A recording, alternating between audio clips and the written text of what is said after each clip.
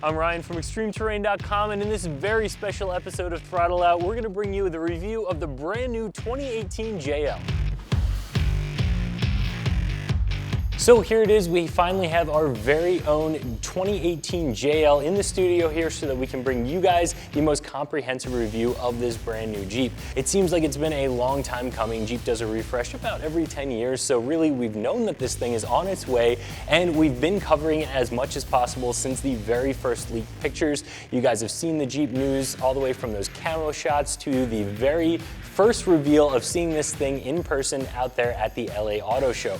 Make sure that you're subscribed to our YouTube channel. You can catch up on all of those videos, as well as the new review videos that we're going to be doing of this Jeep, including one where we compared the new JL to the JK side by side. So let's get into this Jeep so I can show you all the brand new features.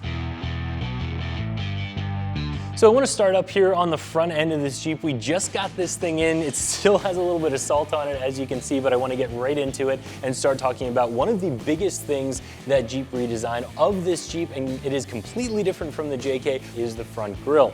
So the grille is still pretty much straight up and down on the bottom section here, but then it has a little bit of a bend to it at the top. That's going to be something that is for style, but also for aerodynamics. Jeep definitely tried to do a couple things here to get a few additional MPGs out of this vehicle. They lightened it up a little bit and they swept a few things back. So the grille is one of those, has a little bit of a sweep back to it. As you can see, there's no Jeep on the grille, and you really need it. When you look at the front of this vehicle, you absolutely know that it's a Jeep. You know that it's a Wrangler from a long ways off.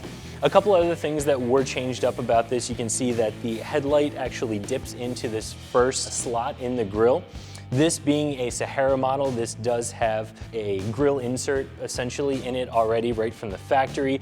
This Jeep has the LED lighting group, so that means it's going to have LED headlights. It's also going to have LED marker lights and LED fog lights. So a couple of things that are going to be options that are available on the Sahara if you want to get them. If you're down at the sport level, those aren't going to be options for you. Something that ties directly into that is these marker lights. And again, this is something that is so completely different from the JK. This is going to be a daytime running light in the center here, again LED with this LED lighting group, and also the turn signal and marker light on the corner of the fender flares. So very, very different from the JK, totally changing up the look from the front.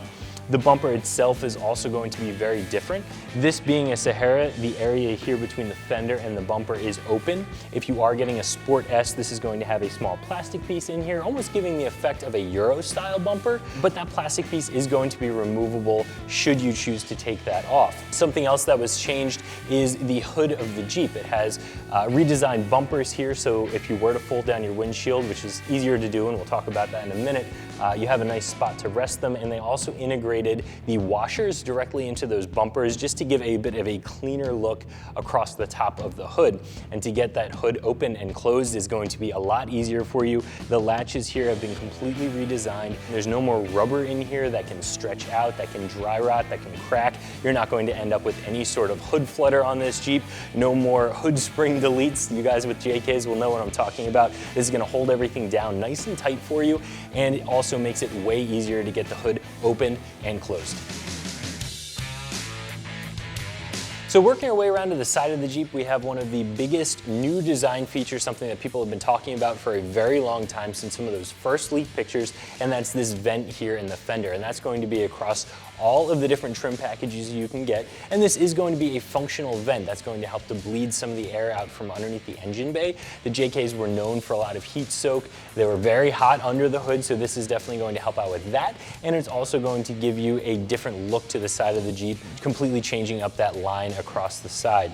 If we jump down to the wheels and tires for just a second, this is still going to have the same 5-on-5 lug pattern as the JK did. And while the axles are going to be a little bit different, and we'll talk about that in just a second, the wheels are going to be pretty much the same, having the same lug pattern. If we jump right back up here to the windshield, this has been swept back just shy of 6 degrees. So it is going to be a little bit more raked back. And again, that's for MPG, that's for efficiency. It changes the look of the Jeep a little bit, and some people don't like that. They're used to that more straight up and down windshield. In my opinion, yes, it looks different, but so does the rest of the Jeep. The whole thing is completely redesigned, and I think they did a nice job with this kind of matching the front grille in the way that that's swept back, all the other body lines. I think it still does very much work together, and I think it's still very much a Jeep. To get this windshield folded down, because yes, you can still fold this windshield down. Again, that was a rumor, you might not be able to. You absolutely can. It's just 2 bolts on this side, 2 bolts on the other side, and you can flip that windshield down. What you're still going to have, even after you flip the windshield down, is your full rear view mirror in the center. So that stays. That's really nice, keeps you safe, keeps you legal. Of course, you're not gonna be rolling down the road at high speed without the windshield up, but you're still gonna be able to see behind you even when you do have that folded down. These 2 bolts here in the cowl, that's there so that you can bolt some additional stuff onto the Jeep. You don't have a bunch of bolts up here that you can use for A-pillar light mounts anymore, so that's what these are here for. They are going to be for aftermarket accessories, and you can see in the center here of the cowl, they changed that out to a plastic piece between the windshield wipers, just giving the Jeep a little bit of a different look as well. So as we work down the side of the Jeep, this is one of the big things that you're going to notice, this body line that runs all the way through down the side of the Jeep. And this almost looks a little bit like a TJ to me. Being a TJ owner, I definitely picked up on that, as did a lot of other people on the forums. And I think it really breaks up the otherwise just flat door that we got on the JK, but it still, again, still very much looks like a Jeep. And that's not the only thing that they redesigned about these doors. These doors are 30% lighter thanks to the fact that they're aluminum. They also changed the catch system so that this door is a little bit more like a car. When you get to about 50% closed, if you let it go, it'll close the rest of the way by itself. And even when you have that disconnected, this door can't swing all the way open and ding the cowl, which was definitely a problem with some of the older Jeeps. So Jeep took all of that into note and built a much better door. They also changed up the handles. So this is, instead of having a push button, this whole handle is going to pull out for you. So it makes it a little bit easier to use, especially for that one-handed operation. And this Jeep does have the option of a push start where you can keep that key fob in your pocket. So if you have that in your pocket, you touch in one spot, it'll lock the Jeep. You touch it in another, it'll unlock the Jeep. So a little bit more of a modern convenience piece that they built into these doors, something that I really like. Now, these doors are lighter for miles per gallon, for efficiency, but also because we all like to take the doors off of our Jeep and drive around without them. So moving these doors around is going to be a lot easier as well, with them being a lot lighter and being made of aluminum. Down here, as we work down the side of the Jeep, you can see the running boards. Those are going to be factory on the Sahara. If you were to step up to the Rubicon, you're going to get a set of rock rails down there. And if you step down to the Sport, these are going to be an option. They're not going to be a standard feature. The tops have been completely redesigned on the JL. So everything from the way that these Freedom panels attach to the rest of the top, to the look of the top. Once we get around to the back, you'll be able to see there's a little bit of a spoiler on the back of this top. Now, this is still just a 3-piece hardtop. This is probably the least exciting of the new tops that are available on the JL. However, the other options are very new and very exciting. You're going to have the option for a power soft top. So the top from the side is going to look like a hard top, but it has a soft panel in the center. With one push of a button, it folds that whole soft panel back. On that top, again, even though it looks like a hard top from the side, this part of the window pops out. So you can pretty much have that full open air driving experience, even though you have a hard top, kind of having the best of both worlds there. If you do decide to go with a soft top on your JL, that's been completely redesigned as well. One person with pretty much one hand can put that top up and down. It is very, very easy, from the way that the windows attach to the actual frame, and the mechanism itself has some gas shocks. It's going to be much, much easier to put up and down. So if you're like us, you're on the East Coast, you get some pop-up rain showers from time to time, you need to be able to put that top up and down very easily. This is going to be a lot easier than those JK tops were. So like I said, this top was completely redesigned, and they built a little bit of a spoiler into it in the back here. It doesn't really change up the look of the Jeep from the profile all that much. It's one of those things where you look at the top, you know something's a little bit different, but it takes you a minute to find it. And this is going to be for MPG as well. That's designed to create a little bit less of a vacuum behind the Jeep because it is so square, so that you get a little bit more fuel mileage out of it. Here you have the LED taillights. That's part of the LED lighting group that we have on our Sahara. These things look really cool. The running light, it actually lights up this almost fiber optic looking area around the outside. The middle LEDs here are going to be your brake light, and then you also have an LED reverse light in the center. In my opinion, these do look pretty cool. Some of the ones that we saw in some of the leaked photos early, not my favorite. This, what Jeep actually settled on, I like a lot better. You can see that they've moved the license plate down onto the bumper here. It used to be directly below this tail light, now down on the bumper. That was something that you used to catch all the time when you were off-road if you're on a tight trail and you would break that off. I don't know if that's why they moved it down onto the bumper or not. I suspect not, because the tail light still sticks out a good bit, so you're still gonna be able to catch that off-road. You're gonna have to be mindful of that. You don't wanna break that tail light, especially if you get this LED lighting package. I'm sure this is not going to be cheap to replace. Down here you have a couple of reflectors that are built into that bumper. That's something where maybe the aftermarket comes out with something where that actually turns it into a light. I personally think that would be pretty cool. Until then, it is a redesigned bumper, has that license plate, gives you a little bit of a different look. You also have a redesigned spare tire carrier here.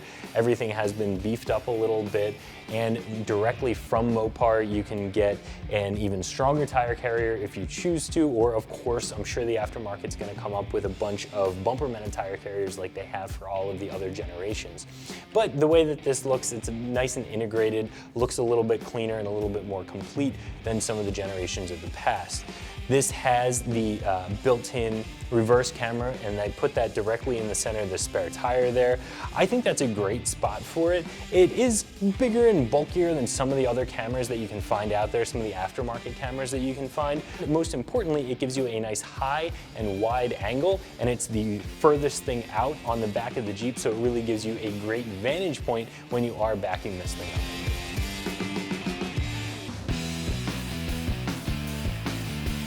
I said before that Jeep didn't leave much untouched from older generations, and the interior is no exception to that.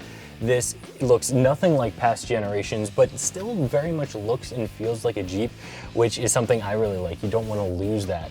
Now, this is the Sahara, so it is a little bit of a higher trim package. Of course, the Rubicon's a little bit more geared toward functionality, utility, and off-roading.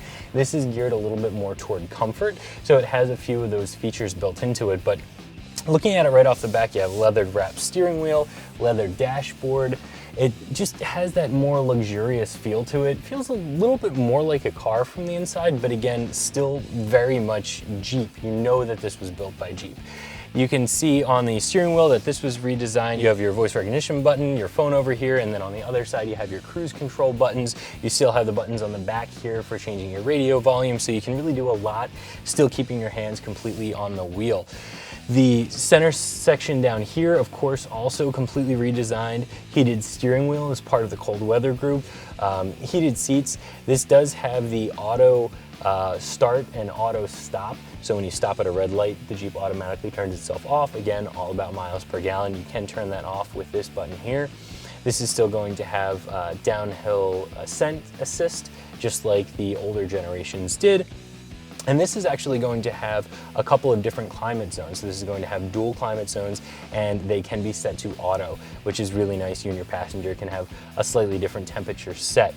So one of the big things I want to talk about is right here, this infotainment system. This Jeep does have the option, so this has the 8.4-inch larger screen, and there are going to be a lot of really useful screens and a lot of very useful features that you can access fully through this touch screen here.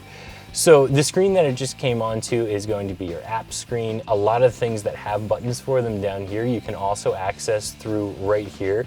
So your heated seats, your heated steering wheel, you can access your backup camera directly from here. You have your dimmed mirror that you can adjust, your seat controls, your phone controls, all of those settings are going to be completely through here.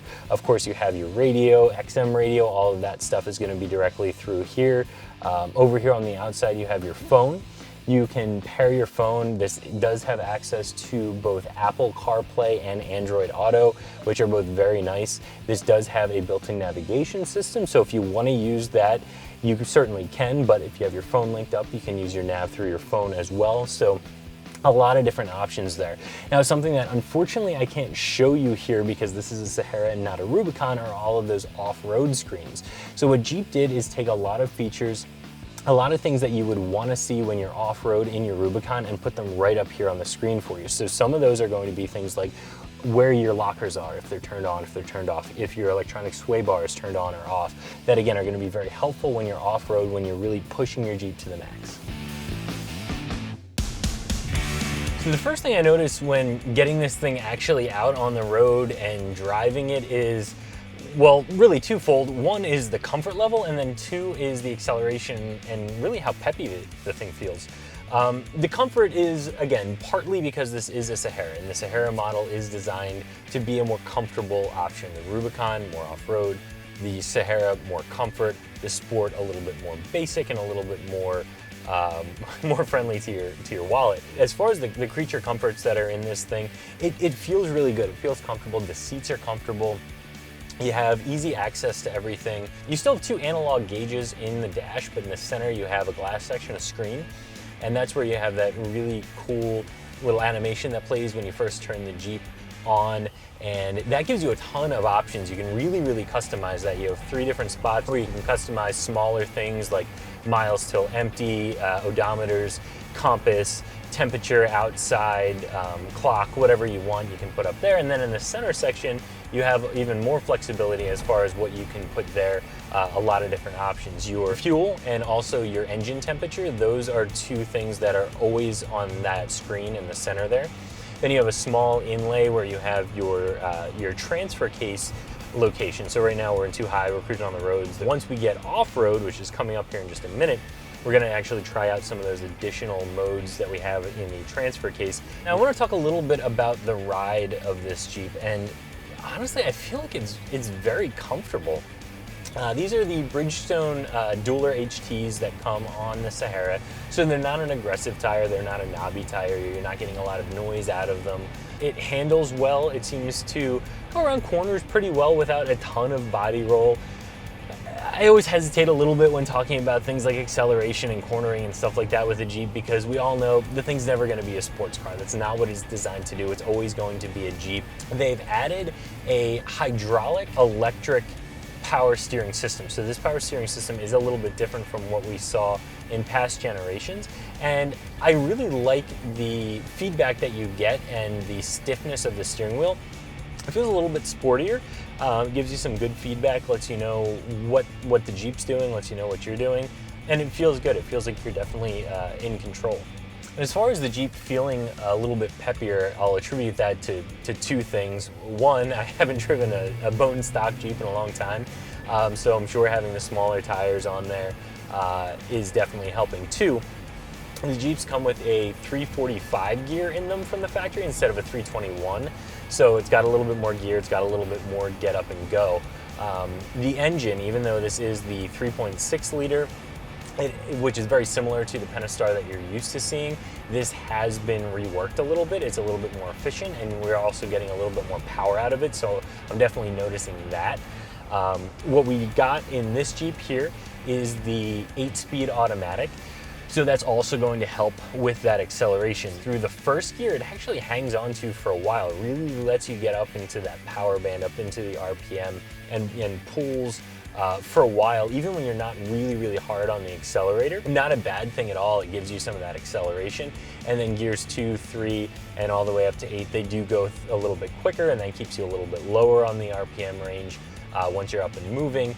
As far as differentials go, this also has the Dana 44 in the rear. Again, on the Rubicon, that's going to have that no matter what, but that is an option in the Sahara here, so it's going to have a heavy-duty Dana 44, and that is also going to be Jeep's limited slip rear axle as well, so helps out with off-road a little bit, with on-road as well, giving you a little bit more traction. They call it their anti-spin differential. The front of this Jeep is going to be a Dana 30 front axle, and something that Jeep has added to the JL is actually a front axle disconnect. So this is something that the YJ guys had back in the day. That's something that I'm actually not all that crazy about on the JL. A lot of people had a lot of issues on those on the YJ, and they would change them to either a mechanical system or just take them apart and make them so they're not vacuum actuated at all anymore, and that they're always just locked together. If you end up in a situation where that breaks, that malfunctions, and that is open, that is disconnected, and you're trying to be in four-wheel drive, you're not going to be in four-wheel drive. You're not going to have the ability to power that front right tire. Now, we're out here at a pretty local spot. It's nothing serious, just some fire trails, although we have some snow, we have some mud. It's gonna be a little bit challenging for those dueler HTs that we have on this Jeep. But the big thing that I wanna show, and really that I wanna try out for myself, is the transfer case that's included in this Jeep. It's not included as a standard for the Sahara, but it is an option on the Sahara, and that's the Select Track transfer case. And what that does is give you one additional transfer case setting. So instead of just 2 high, 4 low, and neutral, you have a full-time and a part-time 4 high. I'm gonna play with both of them just to see if it feels any different to me. I'm somebody who comes from a TJ. I have the traditional NP231 transfer case. Sometimes I'm driving around with my hand on the transfer case lever going from 2 high to 4 high. This is gonna do it automatically for me, which is something I'm really excited to try out. Here we go. I got a little bit of a trail here, not any hardcore wheeling, but just some light stuff. And first I'm gonna go ahead and use the 4 high auto. Now this is really for when you're on road and you have some slick conditions here and there, so that the Jeep actually senses and changes your, where it's putting power automatically. It's not really for when you're on the trail, but I just wanna see how it handles. I haven't been in a Jeep, specifically in a Wrangler, with that feature before, so we'll give it a shot here. You definitely get some wheel spin when you really slam on the throttle, which you would expect even in 4 high and regular old full-time 4 high. Go ahead and bump it over into regular 4 high and see how that feels. Pretty much the same thing. You get roughly the same wheel spin. Again, this isn't the ideal situation for that. Not really what it's designed for. I just kind of wanted to give it a feel. Instead of having your hand on it, needing to switch back and forth manually, it does it automatically.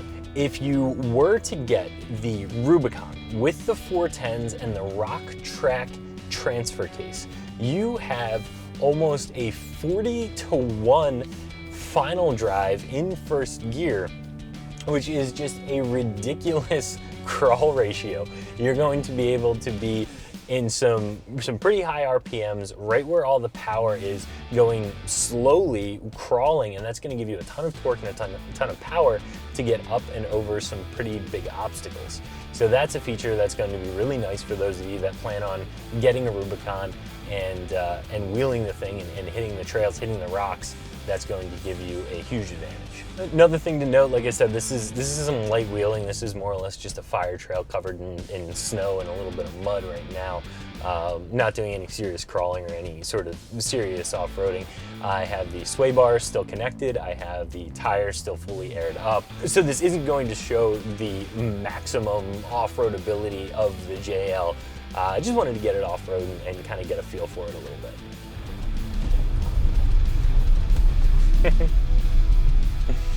These highway tires, they definitely don't want to give you too much grip. I threw in 2-wheel drive just to see what would happen. Obviously, you slip around a little bit. The traction control kicked in, tried to help me out. Go ahead and turn that off and just see what happens here.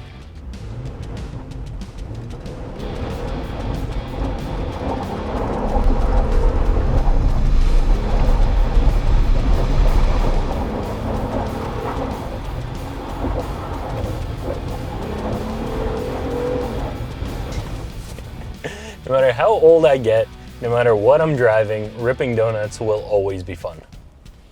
Overall impressions are, I think this is a very good Jeep. I think this is a very well-built, very well thought out Jeep, and I cannot wait to see what the aftermarket does with this thing. I know that every time there's a new generation, it takes people a while to get on board. Nobody's really all that excited about it right off the bat.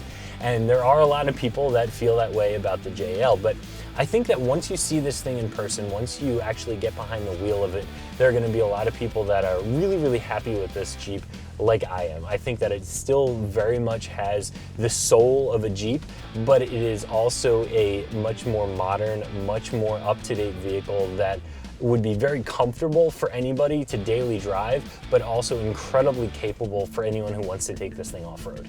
So make sure you subscribe to our YouTube channel, that way you can check out all the builds that we're gonna do in the future, as well as all the other review videos that we're going to do. We're gonna do a video specifically comparing the JL and the JK, as well as individual videos going over some of the brand new features that I really like on this brand new JL.